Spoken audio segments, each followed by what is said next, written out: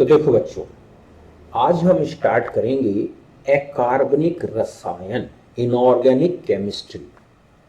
Okay, क्योंकि हमारा physical और ऑर्गेनिक ये तो कंप्लीट हो चुका है। इस इनऑर्गेनिक केमिस्ट्री में हम वो टॉपिक्स डिस्कस नहीं करेंगे जो एनटीए ने हटा दिए हैं, means S block, hydrogen and metallurgy. बाकी जो बचा मतलब D block, F block, coordination और पी ब्लॉक में केवल पीरियोडिक प्रॉपर्टीज, इन्हीं का डिस्कशन करेंगे इनऑर्गेनिक में।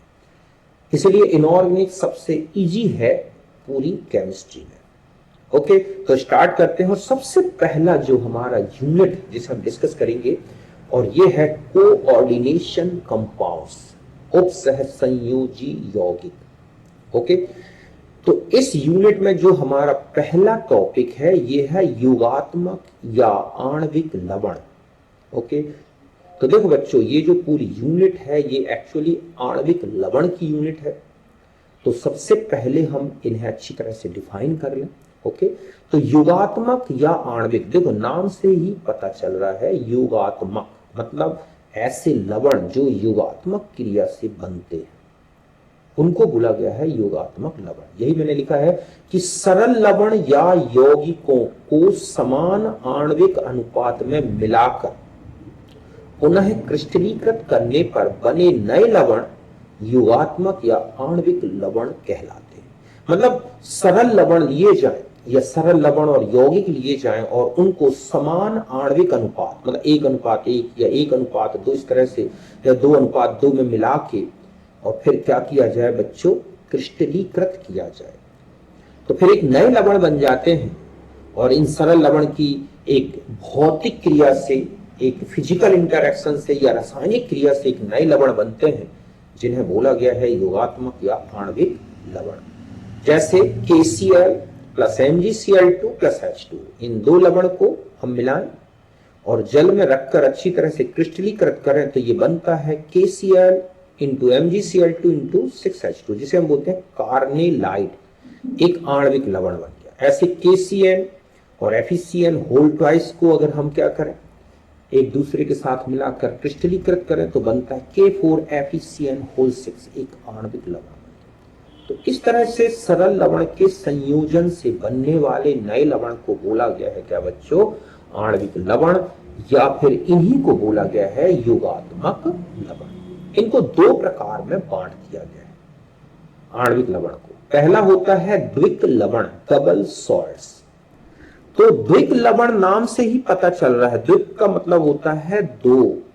तो दो सरल लवण के भौतिक संयोजन से बने लवण को बोला गया है द्विक लवण। भौतिक संयोजन का मतलब है कि इसमें दो सरल लवण केवल एक दूसरे के साथ चिपके हुए हैं, उनके आयनों के बीच में कोई रासायनिक क्रिया नहीं हुई, तो इनको बोला गया है द्विक लवण। जैसे मोहर लवण, फेरस अमोनियम सल्फेट, जिसे हम लिखते हैं FeS। तो आप देख रहे हैं इसमें फेरस सल्फेट और अमोनियम सल्फेट और जल के अणु, क्रिस्टलीय जल के अणु जुड़े होते हैं। इनमें दोनों लवण अपने आप में स्वतंत्र रहते हैं, इनकी कोई रासायनिक गुणों में अंतर नहीं आता। दूसरा होता है carnallite, KCl into MgCl2 into 6H2, जो कि द्विक लवण है, इसमें KCl और MgCl2 जुड़े हुए हैं। फिटकरी पोटास एलम, जिसमें पोटेशियम सल्फेट, एल्यूमिनियम सल्फेट और जल के अणु हैं। तो इस तरह के जब आपको कोई भी द्विक लवण दिया गया है तो उसकी पहचान है कि उसमें दो सिंपल लवण अपने मॉलिक्यूलर फॉर्मूले के फॉर्म में चिपके होते हैं, उनके आयनों के बीच में कोई रासायनिक क्रिया नहीं होती, ये केवल साथ हैं और जब तक सॉलिड है तब तक साथ है। जैसे ही अगर आप इन्हें पिघला दें, ये जल में घोल दें, ये टोटली अपने आयनों में टूट जाएंगे और फिर इनका कोई एग्जिस्टेंस नहीं रहेगा। तो द्विक लवण के लक्षण में मैंने यही लिखा है कि द्विक लवण केवल ठोस अवस्था में अस्तित्व रखते हैं। मतलब पोटास एलम केवल तभी पोटास एलम कहलाएगा जब तक वो ठोस है। आपने पानी में घोल दिया, वो एक एक आयन में टूट गया, अब वहां पर कोई क्रिस्टल स्ट्रक्चर एग्जिस्ट नहीं करता, कोई मॉलिक्यूलर फॉर्म एग्जिस्ट नहीं करता। तो विलयन या गलित अवस्था में ये पूर्णतः है आयनीकृत हो जाते हैं, इनका कोई अस्तित्व नहीं है। मतलब जैसे हम K2SO4, Al2SO4 whole thrice 24H2, ये एक जो है जब तक ठोस है तब तक ये फॉर्मूला है, क्या है ये, ठोस में। लेकिन जैसे ही आपने इसे घोल दिया पानी में या पिघला दिया तो ये सारे आयन टूट के अलग अलग हो गए। अब कोई पोटासियम का मॉलिक्यूलर फॉर्म एग्जिस्ट नहीं करता। फिर दूसरा है इनके गुण इनमें उपस्थित घटक लवण के गुणों के समान होते हैं। मतलब ये होता है कि इनके अपने खुद के कोई अलग से गुण नहीं होते। इनमें जो आयन्स हैं या इनमें जो सरल लवण हैं उनके जो गुण हैं वो इनके गुण। मतलब जैसे पोटासियम तो K2SO4 के गुण भी दर्शाता है, एल्यूमिनियम सल्फेट के भी गुण दर्शाएगा, मतलब ये सल्फेट का भी टेस्ट देगा, एल्यूमिनियम का भी देगा, पोटास का भी देगा, पोटेशियम का। तो इनके अपने कोई गुण नहीं होते। सरल लवण इस तरह से हम ये कह सकते हैं कि जो सरल लवण इनमें जुड़े हुए हैं वो अपनी पहचान नहीं खोते। धातु आयन केवल प्राथमिक संयोजकता या ऑक्सीकरण अवस्था दर्शाता है। इसमें धातु आयन में प्लस जो उसकी ऑक्सीकरण अवस्था है वही चार्ज होता है और कोई इनके साथ कोई दूसरा स्पीसीज इस तरह से नहीं जुड़ी होती।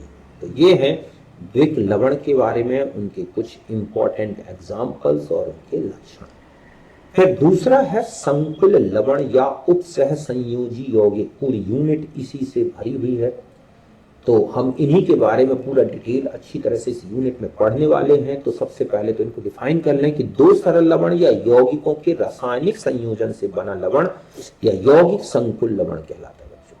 कि जब दो सरल लवण मिलाए जाएं, उनमें रासायनिक क्रिया हो जाए और एक नया क्या बन जाए लवण, तो हम उसे बोलते हैं संकुल लवण। जैसे KCN और FeCN होल ट्वाइस, इनको मिला दें पोटेशियम फेरोसाइनाइड बनता है। ऐसे COCl3 और अमोनिया मिला दें तो इस तरह से अमोनिया का संकुल बनता है। तो ये अपने आप में एक इंडिविजुअल कंपाउंड होते हैं, मींस इनके जो भी गुण होंगे उनके सरल लवण से बिल्कुल हटके होंगे। तो जैसे पहला है संकुल यौगिक अपनी सभी अवस्थाओं ठोस, द्रव, गैस में अस्तित्व रखते हैं। समझ गए ना कि जब तक ये चाहे ठोस में हो, चाहे द्रव में हो या गैस में, इनका अपना एक अस्तित्व होता है। जैसे जल है तो जल चाहे बर्फ में हो, चाहे लिक्विड जल हो और चाहे वेपर हो, उसमें रहेगा H2O, वो एग्जिस्ट करेगा। ऐसे नहीं कि H अलग हो जाए O अलग हो जाए। ठीक इसी तरह से संकुल यौगिक जब तक अपनी ठोस अवस्था में है या द्रव अवस्था में है या गैस में, उनमें संकुल आयन एग्जिस्ट करेगा, संकुल यौगिक एग्जिस्ट करेगा। वो टूट के अलग अलग नहीं होंगे, बिल्कुल पूर्णतः है। ये समस्त घटक आयनों में वियोजित नहीं होते, इनका आंशिक वियोजन होता है और संकुल आयन बनता है। अगर ये टूटेंगे भी तो केवल कोऑर्डिनेशन स्फीयर के बाहर जो आयन है जिन्हें हम बोलते हैं काउंटर आयन, वही टूटेंगे, बाकी संकुल आयन बना रहेगा। और इनकी जो भी प्रॉपर्टी है वो संकुल आयन के कारण है, इसलिए ये अपना अस्तित्व रखते हैं। संकुल लवण के गुण अपने समस्त घटक लवण या यौगिकों से पूर्णतः भिन्न होते हैं। हाँ, ये बात ध्यान रखनी है कि संकुल लवण के जो गुण हैं वो इनके घटक लवण से पूर्णतः भिन्न है। क्योंकि जैसे KCN और FeCN, तो KCN जहर है और लेकिन संकुल लवण K4FeCN6 इस तरह का जहरीला नहीं होता। हम इसे लैब में यूज करते हैं, है ना। और इसमें धातु आयन की दो प्रकार की संयोजकताएं दिखेंगी आपको, प्राथमिक संयोजकता और द्वितीयक संयोजकता, जो हम आगे अभी पढ़ेंगे। फिर हम आ जाते हैं कॉम्प्लेक्स आयन, संकुल आयन। तो देखो बच्चों, अभी मैंने आपको बताया कि संकुल यौगिक के आंशिक वियोजन से दो प्रकार के आयन बनते हैं। एक बनता है काउंटर आयन और एक बनता है संकुल आयन। संकुल आयन की पहचान है कि उसमें एक धातु आयन होगा और एक से ज्यादा उसमें ऋणायन या लिगेंड्स होते हैं। और ये दोनों धातु आयन और लिगेंड्स एक मंडल में घिरे होते हैं जिसे हम बोलते हैं उपसह संयोजी मंडल। तो यही लिखा है कि संकुल यौगिक के आयनन से बना आवेशित मूलक जिसमें धातु आयन तथा लिगेंड दोनों उपस्थित होते हैं उसे बोलते हैं संकुल आयन। जैसे K4FeCN होल 6 का आंशिक वियोजन हुआ, पोटेशियम अलग हो गया, तो ये बन गया ऋणावेशित संकुल आयन। ठीक इसी तरह से ये है CONH3 होल 6Cl3, इसमें Cl काउंटर आयन है, ये टूट के हट गए तो ये बन गया CONH3 होल 6 प्लस धनावेशित संकुल आयन। अब मैं इसमें परिभाषित कर दूं, कोऑर्डिनेशन स्फीयर के चाहे लेफ्ट हो चाहे राइट, जो भी लिखा है आयन उसे बोलते हैं काउंटर आयन, विरोधी आयन। आवेश संतुलन के लिए जोड़ा गया है वो। इसमें जो मंडल बना हुआ है बड़ा स्क्वायर ब्रैकेट, इसको बोलते हैं उपसह संयोजी मंडल। इसको क्या बोलते हैं बच्चों? ये है उपसह संयोजी मंडल, ये अपने आप में एक यूनिट होती है, मींस इस मंडल के अंदर जो भी स्पीसीज है वो अलग अलग नहीं होगी, ठीक है। ये जो साइनाइड जैसी स्पीसीज जुड़ी है एक से ज्यादा, इनको बोलते हैं लिगैंड्स। ये मेटल आयन लिख रहा है, इसको बोलते हैं सेंट्रल मेटल आयन या एटम। और ये जो संख्या लिखी है लिगैंड के बाहर, ये कहलाती है कोऑर्डिनेशन नंबर। और इस धातु आयन के ऊपर कोई ना कोई आवेश आएगा, इसको बोलते हैं प्राथमिक संयोजकता। और जो उपसहसंयोजी संख्या दिख रही है ना आपको, वो भी कहलाती है द्वितीयक संयोजकता। तो इस तरह से एक संकुल आयन या यौगिक में इतनी कुछ चीजें होंगी, इन सबको हम अलग अलग डिफाइन करेंगे, ठीक है, इस तरह से। फिर हम आगे पढ़ेंगे, जो हमारा आगे टॉपिक आएगा उसमें हम लिगैंड्स और उनके प्रकार, ठीक है, सारे प्रकार को अच्छी तरह से डिस्कस करेंगे। आज मैं इतना ही कर रहा हूं क्योंकि बहुत ज्यादा मैटर हो जाएगा, ठीक है। तो इस तरह से हमें बाकी आगे डिस्कस अगले टाइम करेंगे।